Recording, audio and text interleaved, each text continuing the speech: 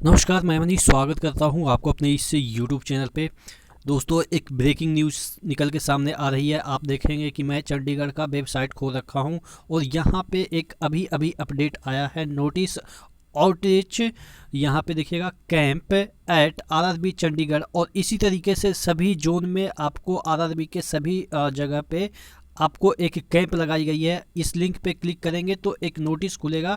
मैं आपको direct notice पे लेके आता हूँ क्योंकि अभी ये वाला सर्वर बिजी चल रहा है। अब देखिएगा ये नोटिस क्या दे रखा है, जो आप देख लीजिएगा, उसके बाद चीज़ें आप अपने तरीके से कर सकते हैं। देखिएगा लिखा है information regarding outreach camp at RRB office Chandigarh, यानी कि चंडीगढ़ जो ऑफिस है वहाँ पे कैंप की तरह से आपको जाना है। अगर आपकी कोई ग्रीवेंस है और ईमेल अगर आप डाल भी रहे हैं तो ईमेल भी डाल सकते हैं। ईमेल का फॉर्मेट भी बताया गया है। तमाम चीज़ें आप एकदम से शुरू से अंत तक बने रहिएगा। मैं आपको अपने तरीके से समझाने की कोशिश करूँगा।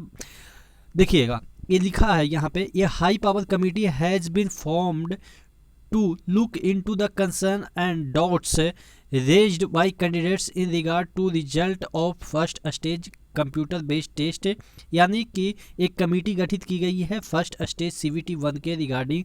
देखिएगा of centralize employment notification CEN-01 2019 of non technical popular category NTPC issued by railway recruitment board RRB, यानी कि RRB के द्वारा ये निकाली गई थी on 14-15 January 2022 and also suggestion for the CEN RRC 01 2019 level 1 exam, यानी कि उस एग्ज़ाम के लिए भी RRC जो ग्रुप डी है उस एग्ज़ाम के रिगार्डिंग भी आपके सजेशन मांगे हैं।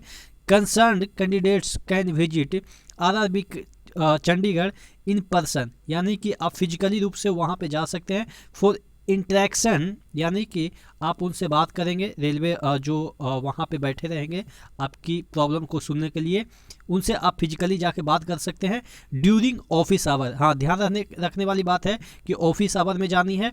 और ऑफिस आवर जनरली मेरे मालेगांव की मैं बात करूँ हेडक्वार्टर की, यानी कि गुवाहाटी की बात करें तो यहाँ पे आपके ऑफिस आवर सैटरडे को बंद रहता है। तो ध्यान रखिएगा। आपके चंडीगढ़ में भी शायद बंद ही रहता होगा क्योंकि सभी तो एक ही ऑफिस है, यानी कि रेलवे की ही ऑफिस है। तो ध्यान रखिएगा सैटरडे संडे और जो हॉलीडे होता है नेशनल हॉलीडे, इसमें आपके बंद रहेंगे, लेकिन बाकी समय आप जा सकते हैं ऑफिस आवर में।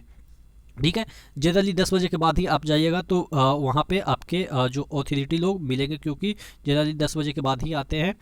और थोड़ा सा टाइम लग जाता है, वो अलग बात है कि ऑफिशियल लोग होते हैं, प्रेशर में रहते हैं, तो थोड़ा टाइम लग जाता है। बट आप 10 बजे के बाद जाएंगे और लंच आवर का 1 घंटा होता है, तो लंच आवर में भी आपके कंसर्न सुने नहीं जाएंगे। बट हमें लग रहा है कि लंच आवर में भी कोई अधिकारी आपको सुनने के लिए वहाँ पे ज़रूर होंगे।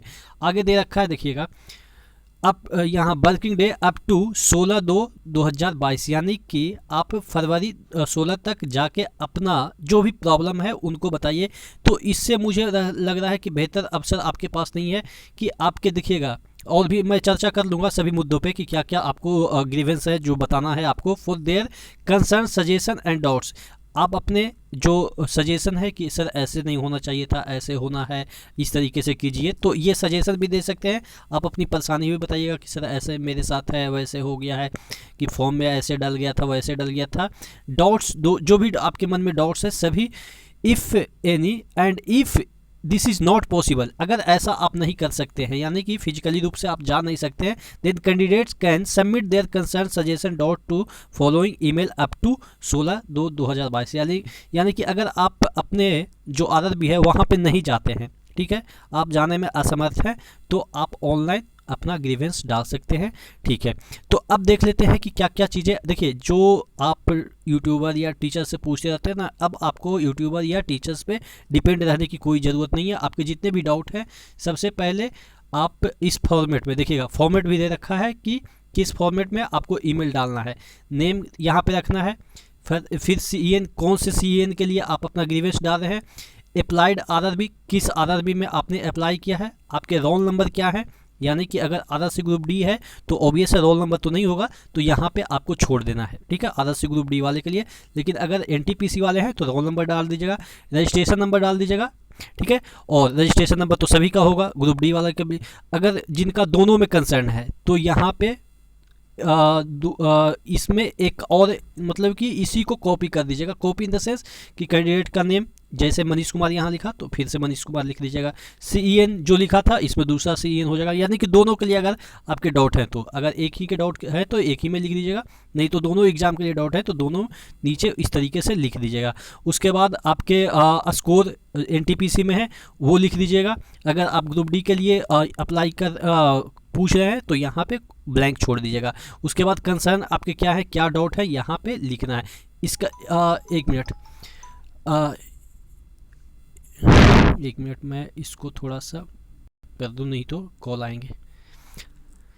तो यहाँ पे कंसर्न आपको लिख देना है। तो देखिएगा ये जो ब्लैंक यहाँ पे इतना स्पेस दिया है, इसका मतलब ये नहीं है कि बस 2 ही शब्द लिखने हैं, ये सिर्फ एक आप कह सकते हैं सैम्पल तरीके का है। इसमें आप जितना 2000 लाइन लिख सकते हैं, जितना लिखना है, पूरा राम कहानी लिखना है लिख दीजिए। लेकिन मुझे लग रहा है कि जो भी मुद्दा होगा उसको आप एक हाईलाइट कर दीजिएगा, ठीक है ना, कि ये मेरा मुद्दा है, जिससे कि आसानी से वो रीड कर पाए।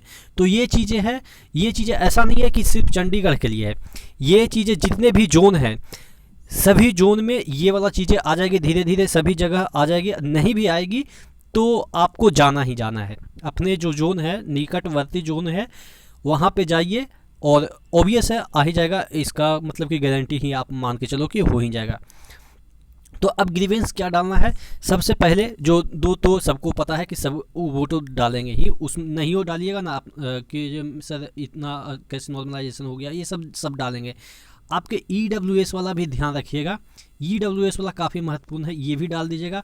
उसके बाद मेडिकल वाला डाल दीजिएगा, ठीक है, मेडिकल जो अभी चेंजेज हुए हैं वो डाल दीजिएगा। एक और मेडिकल डालना है कि सर जो 2019 में वैकेंसी निकली थी NTPC की, उस समय जो मेडिकल स्टैंडर्ड मांगा गया था उसके अकॉर्डिंग मांगा गया था कि उस समय क्या था, लेकिन अभी फ़िलहाल चेंज हो रहे हैं। तो ऐसा नहीं होना चाहिए सर कि जो हमने पोस्ट प्रेफरेंस ऐसा डाल दिया है तो वो नहीं मिलना चाहिए। हालांकि अब तो ऐसे ऑप्शन दे रहे हैं कि सभी पोस्ट के लिए आप एलिजिबल हैं अगर आपके नंबर है तो इस तरीके से जो भी आपके डाउट हैं। उसके बाद कितने का ये प्रॉब्लम हो गया कि सर मेरा मतलब कि जो ये होते हैं ना फॉर्म भरने वाले साइबर कैफ़े, वो सिग्नेचर किसी दूसरे का अपलोड कर दिए हैं, तो वो भी आप रेज कर सकते हैं कि सर ऐसा हो गया है, तो एक एफिडेविट लगवा सकते हैं क्या। इस तरीके से आप जाके भरवाली पूछ सकते हैं, क्योंकि उनको वेल ट्रेंड किया जाएगा जो आपको वहाँ पे रिस्पॉन्स देंगे, ठीक है ना। तो यानी कि ओवरऑल मुझे लग रहा है कि अगर 1 to 1 भी आप इंटरेक्ट करते हैं तो मुझे लग रहा है कि सब आपको सॉल्यूशन मिल जाएगी। अब आपको कोई यूट्यूबर की ज़रूरत ही नहीं पड़ेगी, और यूट्यूबर कोई भगवान भी नहीं है कि आपको जो बोल देगा वो सही है, क्योंकि यूट्यूबर आप भी जानते हैं कि आप ही लोग में से होता है। थोड़ा सा वही होता है कि बोलते बोलते बोलते बोलते आदत सी हो गई होती है, हर चीज़ को वो देखता रहता है, नोटिफिकेशन आया तो थोड़ा सा एक्सपीरियंस हो जाता है, बाकी कुछ भी नहीं होता है, आप ही जैसे बंदे होते हैं। तो और भी कोई ग्रीवेंस है तो मैं नहीं अब कहूँगा कि यहाँ पर कमेंट करके लिख दीजिए क्या क्या आपकी दिक्कत है। मैं आप हाँ, लेकिन आपके लिखने से ये पता चल जाता है कि भीड़ में क्या चल रहा है, भीड़ में क्या क्या दिक्कतें हो रही है, जिससे कि मैं जब वीडियो बनाता हूं तो ये चीज़ें मेरे दिमाग में रहती है कि लोगों का ऐसा ऐसा परेशानी है, तो और भी लोगों को मैं आपकी परेशानी बताता हूं तो सभी को थोड़ा सा सेटिस्फेक्शन मिलता है कि नहीं भाई और भी लोगों का ऐसा परेशानी है। तो आपके जो कमेंट होते हैं ना वो और भी लोगों को फ़ायदा ही पहुंचाते हैं। तो करते रहिएगा, लाइक कर दीजिएगा, चैनल पे नए हैं तो सब्सक्राइब कर दीजिएगा। नेक्स्ट वीडियो में कोई और अपडेट के साथ मिलते हैं, तब तक के लिए धन्यवाद।